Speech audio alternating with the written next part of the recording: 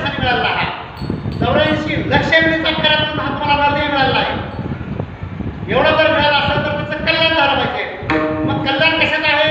विठ्ठलाची एक तोची जाणावा, विठ्ठलाची एक. तर विठ्ठलाचं कल्याण कशात होते? विठ्ठलाचं. हा नरदेह आपल्याला कसा मिळाला? काकटाळीने आहे पावन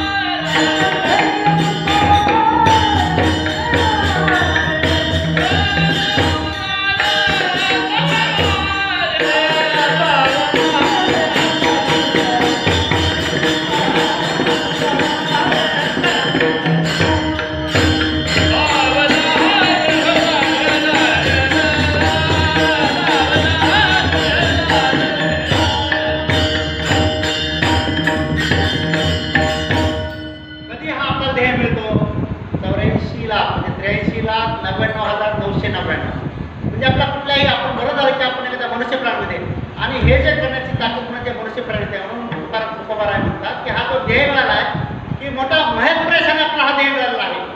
मग त्याचं कल्याण केलं पाहिजे आपण. या संदर्भात दृष्टांत आहे कावळा हा देह काकटाळीने आहे. म्हणजे आंधळ्याच्या गाडीमध्ये जसा कावळा सापडावा तसा आपला हा ध्येय मिळाला आहे आणि म्हणून त्याचं ते कल्याण झालं पाहिजे. एकदा काय झालं की राजाला मोठे कावळा जिवंत कावळ्याची आवश्यकता पडली. दृष्टांत 4 वेळेचा 2-3 मिनिटात मी बोलतो. आणि कावळ्याची आवश्यकता पडल्यानंतर राजाने दवंडी दिली.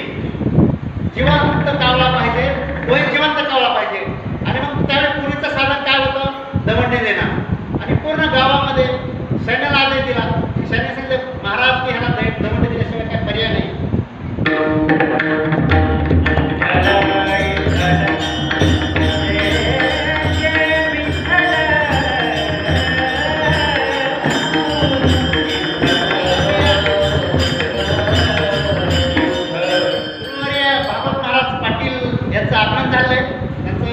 स्वागत करतो कारण महाराष्ट्राचे आहे. महाराष्ट्राचे ज्येष्ठ कीर्तनकार आहेत.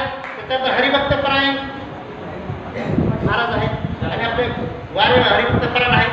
भागवत महाराजांनी आज वेळात वेळ करून तिकडचं कीर्तन तिकडची सेवा ही गजानन महाराजांच्या भावनेची तिकडे हे करून खास वेळासाठी हजर झाले. महाराजांच्या कीर्तनच्या टाळ्याचं आपण स्वागत करूया. भागवत महाराजांनी काय केलं की पूर्ण आपलं परमार्थासाठी भाव घेतलंय. कोणामध्ये ते मॅनेजर आहे, नोकरी करून हे सगळं परमार्थ करतात. आणि विशेष म्हणजे त्यांचं आहे की कुठेही ते जातात आणि भागवत महाराजांचा मोठा अभिमानाने सांगतो ते कसलंही ते हे घेत नाही, मानधन काही घेत नाही. कुठलाच कीर्तन करायचं की भागवत महाराज एवढं त्यांचं की भगवान त्यांना माऊली त्यांना काही कमी करणार नाही. भागवत महाराज इतकं त्यांचं परमार्थामध्ये या याच्यामध्ये एवढं मोठं त्यांचं योगदान आहे. छत्रपती संभाजीनगर इव्हन त्यांनी पंढरपूर वेगळ्या ठिकाणी त्यांचे कीर्तन असतात, त्यांना वेळच नसतो.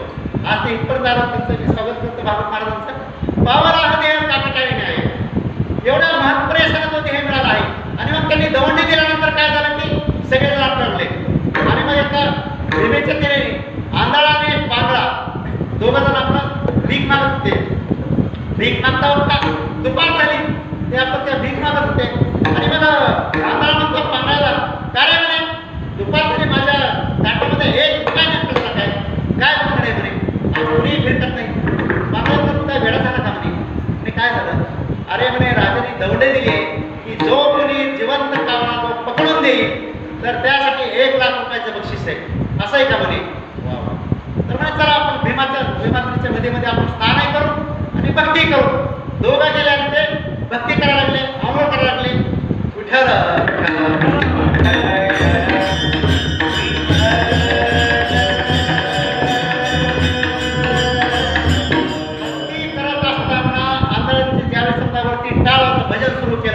विठ्ठल ते 2 मिनिटं जय जय विठोबा तुम्हारी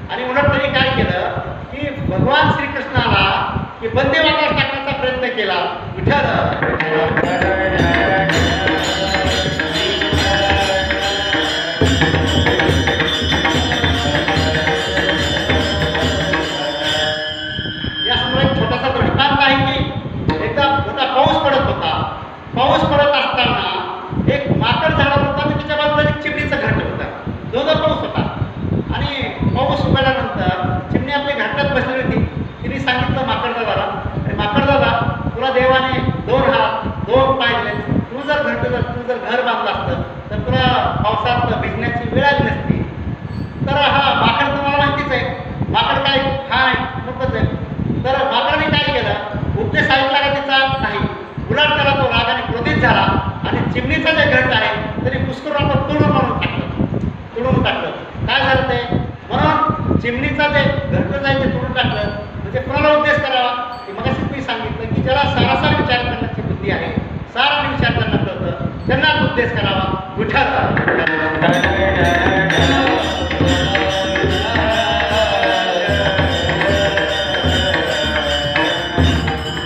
उपदेश कुणी करावा, कुणाची पात्रता उपदेश करण्याची.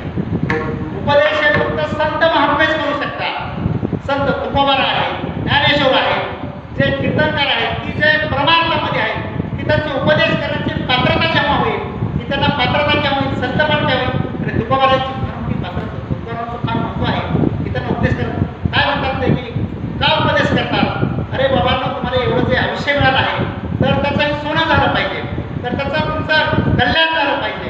आणि तुकोबार आहे म्हणतात आपण ठरवून करतो बाबा, जेव्हा हा नरदेव जेव्हा मिळतो आपला, पाप आणि पुण्य आपण ठरवून करतो का, नाही. पापही आपण ठरवून करत नाही, पुण्य आपण करत नाही.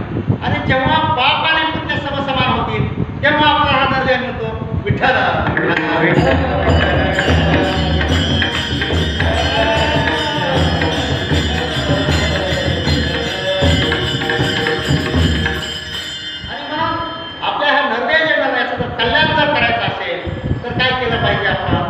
रामदास स्वामी आहे.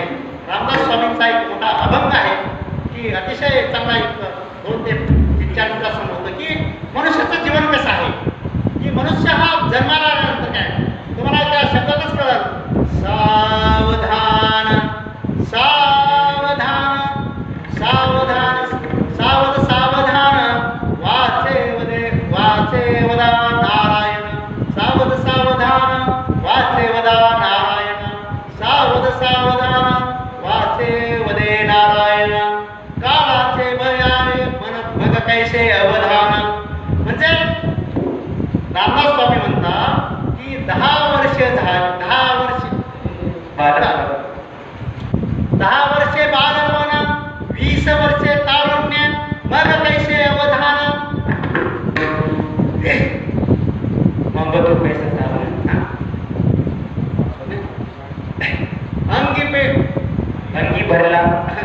अंगी भरला मदन, मग कैसे सावधान.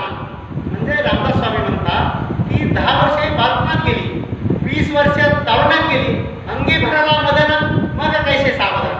म्हणजे बालपणात तुमची 10 वर्षे गेली, 20 वर्षे तुमची तारुण्यात गेली. काय झालं, 10 वर्षे गेली, 20 वर्षे गेली. आता म्हणाले का 30 वर्षात काय होतं, 30 वर्षानंतर काय होतं, की लग्न झाल्यानंतर की दारा पुत्र कन्या होती, दारापुत्र कन्यामध्ये त्यांची भ्रांत लागते, मग कैसे परमार्थ करते.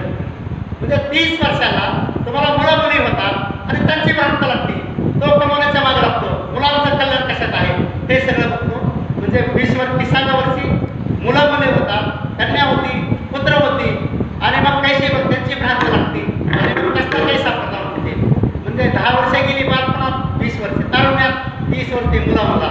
आता काय झालं, 40 वर्ष. 40व्या वर्षी काय होतं, 40व्या वर्षी डोळ्याचं चष्मा लागतो आपण, तर दिसायला कमी लागतं. की त्यावेळी 40व्या वर्षात काय होतं, आपल्याला दिसत नाही आणि मग चष्मा लागते, डोळा इकडे तिकडे आपण बघतो, चष्मा लागतो 40व्या वर्षात. आणि मग 40 वर्षात चष्मा लागल्यानंतर आपण काय करतो की आपल्याला चष्मा लागतो आणि मग आपलं भविष्य उतरायला लागतं. 40 वर्ष झाले, डोळ्याला आपलं दिसत नाही, इकडे तिकडे बघतो आपण. 40 वर्षे गेली, 50 वर्ष. काय होतं 50 वर्षामध्ये माणसाचं आपण काय बघतो, हित आहे बरं, तिथे 10 वर्षाची आहे, काही 20 वर्षाची आहे, 30 आणि 40 वर्षाची आहे. 40 वर्ष झाल्यानंतर काय होतं ते आपण आता सांगितलं. 50 वर्ष झाली, 50 वर्षानंतर काय होतं की दातांच्या पंक्ती होतात, दात आपले हलायला लागतात. श्यामशुभ्र केस त्याला म्हातारा म्हणते. म्हणजे दात हलायला लागतात, केस पांढरे होतात आणि त्याला म्हातारे होतात. 50 काय केली, परमार्थाचं त्याला नाव आहे का, मनुष्याला अजिबात नाही आहे. 50 वर्ष असे गेली. मग आता 60 वर्षात 60 बुद्धी गाठली, म्हणते कोर्टी वसावसा करते. मला मी डिटेलमध्ये काय सांगणार नाही, परंतु 60 झाल्यानंतर बुद्धिनाट्य आणि हाती येते काठी. मग काय होतं की कोर्टी मागं लागते, म्हणजे 60 वर्ष झाल्यानंतर आपली बुद्धी नाटायला लागते आणि सगळी जबाबदारी पडल्या तरीही त्याला भगवंताचं नाव येत नाही. बरोबर आहे नाही? आपण मग 70 होती, 70 वर्ष झाल्यानंतर काय होतं, त्याला चालवता येत नाही.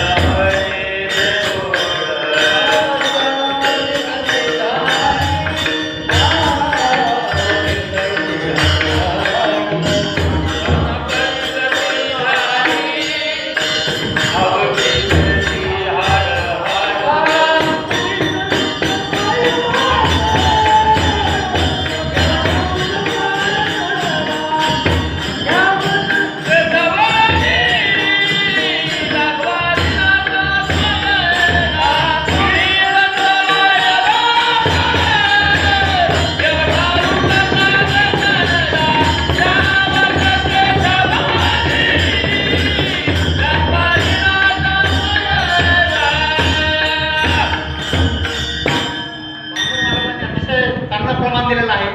70 यानंतर काय तर उठता येत नाही, उठता आला तर चालवत नाहीये अशी माणसाची परिस्थिती. परंतु तरी तो परमात्म्याकडे बोलतो का, त्याचं उत्तर नाही. मग 20चे 4 80 झाले, 80 झाले तर तो म्हणतो आता बघूया. मग तर त्याला काय आठवत नाही, आपण काय स्किझोफ्रेनिया आपण म्हणतो ना, त्याला सगळं आठवत नाही. अरे मी काय म्हणतो काय, त्याला काही आठवत नाही, वस्तू आठवत नाही, त्याला कुठं दरवाजाला आठवत नाही, काही आठवत नाही. 80 वर्ष होतं तरी त्याला परमार्थाचं नाव घेत नाही तो 80 वर्ष झाले तरी. आणि मग 9वर 1 शून्य 90 होतो आणि मग तो आता माझे कोण आहे, त्याला तर काय कळत नाही, डोक्यावर परिणाम झाला तर काही कळत नाही. म्हणजे मुलं ऐकत नाही, कोणीही ऐकत नाही आणि मग तो त्याचे भ्रमिष्ठ होत होतो. आणि मग शतक होतं आणि शतकभरात आपण 100 वर्ष आहे. शतक करता करता तो त्याचा आयुष्य संपतो, शतक करता करता तो मेला, तो होता होता चांगला गेला. असं माणसाचं आयुष्य आहे की आपण 100 वर्ष झाले तर 100 वर्ष झाले करता करता जीवन जगता करता तो मेला. विठ्ठल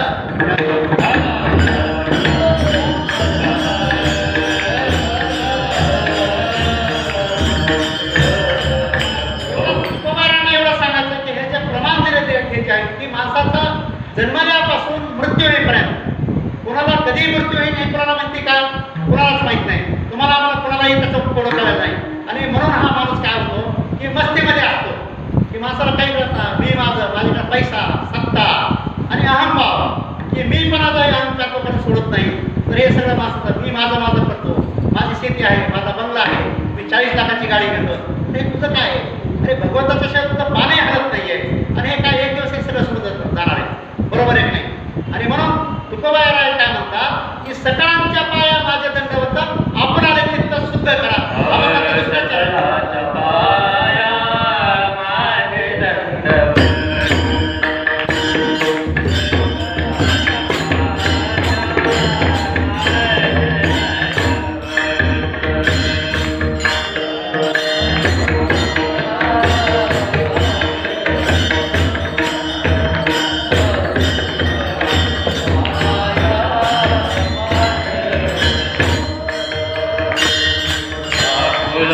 Hare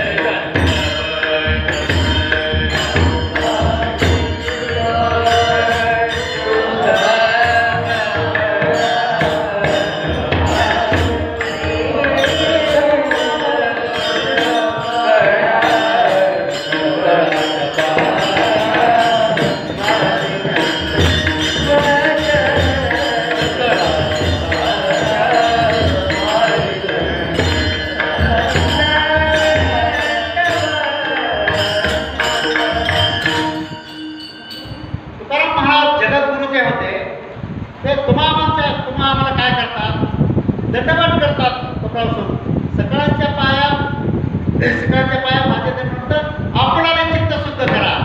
म्हणजे आपण चित्त आहे मात्र परमेश्वराची भक्ती करत असताना तुम्ही चित्त मात्र शुद्ध असलं पाहिजे. तुकोबा काय सामान्य होते का? आणि ते त्या काळामध्ये तुकोबाराय जे आहे की तुकोबारायांचा जो जन्म जो आहे शके 1530ला झाला. ही नाथ महाराजांचा जे त्यांनी समाधी घेतली की 1520ला. त्यानंतर 10 वर्षांनी तुकोबारायांचा जन्म झाला आणि 1571ला त्यांनी ते मात्र सदैव वैकुंठाला गेले. मग तुकोबारायांचे जगद्गुरू श्रेष्ठ होते ते तुम्हाला आम्हाला दंडवत करतात. आपली काय इतकी आपण आपली इतकी थोरवी का हो? एवढे म्हणजे जगद्गुरू संत आहेत की ते आपल्याला दंडवत करून नमस्कार करतात, साष्टांग करतात की आपल्याला चित्त शुद्ध करा म्हणजे परमेश्वराची आपण भक्ती करा असं तुकोबाराय म्हणतात. या कलयुगामध्ये भक्ती करायची तर काय करायला पाहिजे? भक्ती केली म्हणजे काय? आपण कीर्तन एक श्रवण भक्ती आहे. बघा आम्ही तसे सगळं माझ्या माता भगिनी आहेत. आज हे सगळे मॅक्झिमम 3-4 लोक जातात. आज भागवत महाराजांचा मला मी मोठं नशिबाने की भागवत महाराज तर पाहायला लागले आहेत. बांगर महाराज इथं आहेत, वैजनाथ महाराज आहेत, शिवदास फुले महाराज आहेत, आमचे आडोकर तात्यासाहेब गोष्टी आहेत, आमचे कावळे दादा आहेत, आमचे नातेवाईक आहेत, छोटासे शेट्टी आहेत, शिवाजीराव कावळे आहेत, मृदंगाचार्य आहेत आणि आज माझी सासूबाई पण येतात, माझी भाऊसाहेब पण असलेले नातेवाईक सगळे आहेत. तर हे इथं येण्याचं भाग्य जे होत आहे ते सुखसाहेबांचा उल्लेख करत आला. आणि ह्या संस्थेचे जे अध्यक्ष आहेत मंडळाचे ते इथं जे आलेले आहेत. आज मी मगाशी सुरुवातीलाच सांगितलं की स्मार्ट योगिनी एकादशी जी आहे ते जे मी इथं जे कथन केलं आहे त्याचं जे पुण्य आहे तर त्याचं जे पुण्य आहे अतिशय पुण्य जे हजारो ब्राह्मणांना जे योगाचं जे पुण्य मिळतं ते जे नुसतं व्रत इथं नुसतं ऐकलं तरी त्याचं ते एवढं पुण्य मिळतं. विठ्ठल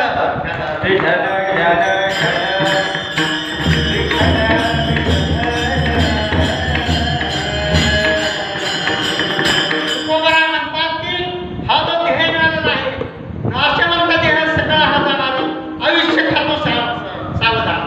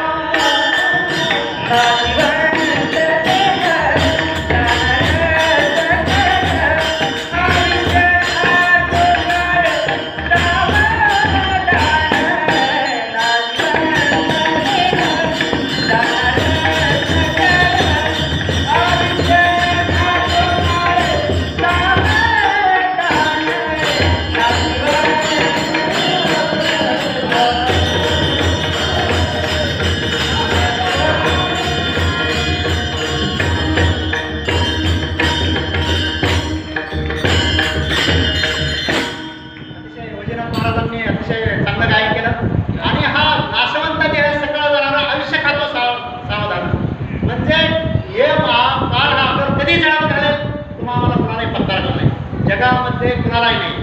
हे फक्त भगवंत हे जगाचा मालक आहे. भगवंत जे आहे पांडुरंग जे आहे यालाच फक्त यांना भगवंतालाच आपण कधी जाणार हे त्यांना माहीत आहे. आपलं कुणालाही त्याचा थांब पत्ता नाही. नाशवंत देह कसा हा नाशवंत, आत्मा काय अमर आहे.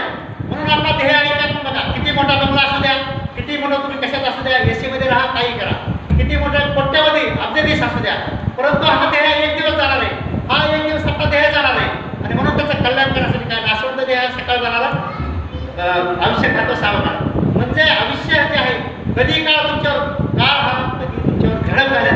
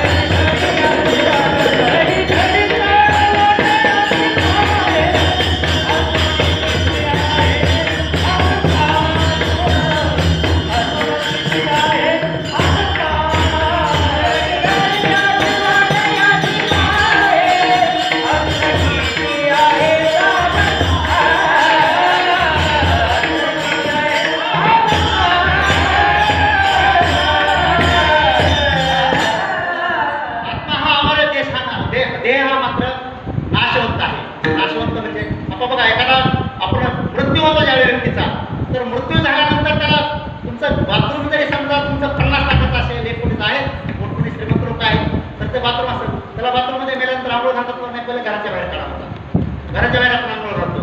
आणि म्हणून मग हे जर आपण टाळतो, आत्मा मात्र अमर आहे. आत्मा मात्र एका देहातून दुसऱ्या देहात प्रवेश करतो. आत्मा हा अमर आहे. आत्मा हा जन्माही घेत नाही आणि मरतही नाही. आत्म्याचा प्रसा प्रवास जो आहे सूक्ष्मरीतीने हा प्रवास असतो. त्याच्यावर मी आज भाष्य करणार नाही. वेळ संपत आले, अभंग सोडायचा आता 2 चरण, वेळ संपलेले आहात.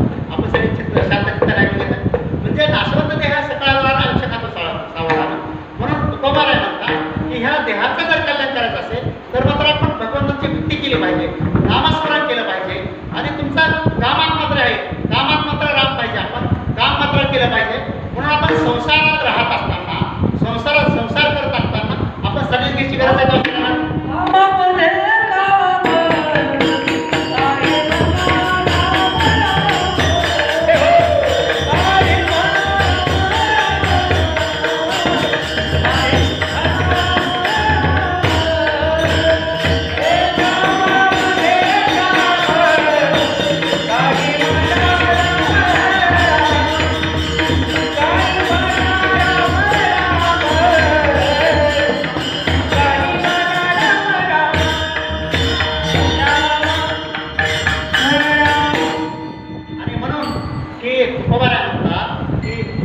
करावे देवाचे चंदन करून या मराठी कविता.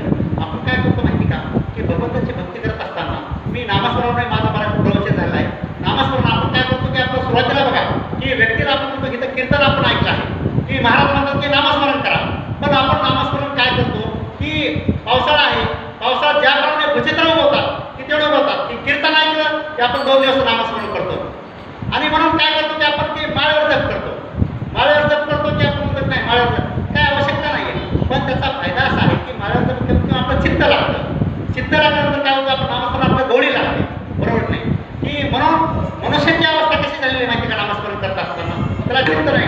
बघा एखाद्या व्यक्तीला काय होतं की दारूचं व्यसन लागतं, त्याला मनाचं लागते गरज लागते त्याला की दुकानाकडे जावं दारूच्या, मग त्याच्या पाय आपोआप पडतात. आणि म्हणून जर आपण देवाचं जर चिंतन केलं, भगवंत जर आपली जर निष्ठा जर असेल तर आपली जे पावलं जे आहेत की नामस्मरण आणि भगवंताच्या भक्तीकडे पडतात.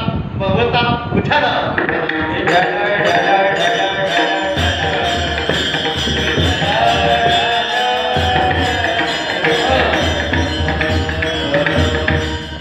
देहाची अवस्था कशी झालेली बघा महाराज की पाटील महाराज अवस्था अशी झाली की काय होत आहे. आपण आता इथं अजय दाभाडे हरिभक्त पारायण आहे आणि ते सिद्धार्थ जलत्रावर ते कोच आहे. दररोज त्यांच्याकडे आज जवळपास 500 तिथं पोहायला असतो. मी पण सकाळी असतो तिथं पोहायला. तर पोहताना त्याचं मुद्दाम मी उदाहरण देतो. काय होतं की आता हे दररोज मुलांना शिकवतात, ते कोच आहेत, लहान मुलांना शिकवतात, आम्हाला पण सांगतात की स्ट्रोक कसा मारायचा.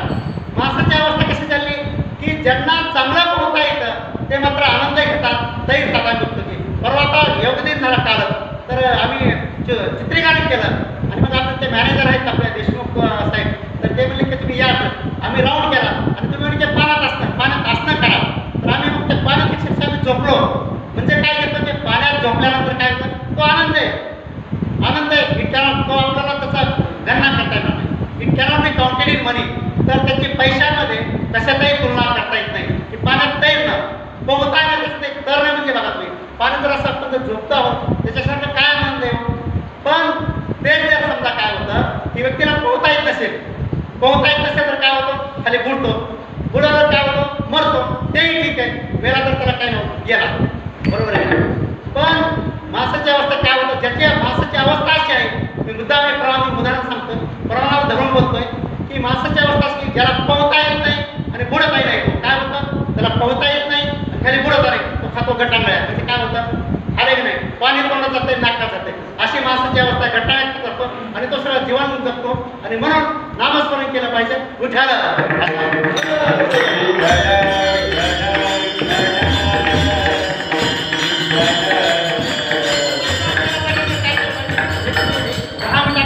मी सगळं समारोप करण्याचा प्रयत्न करतो की वेळ झालेला आहे.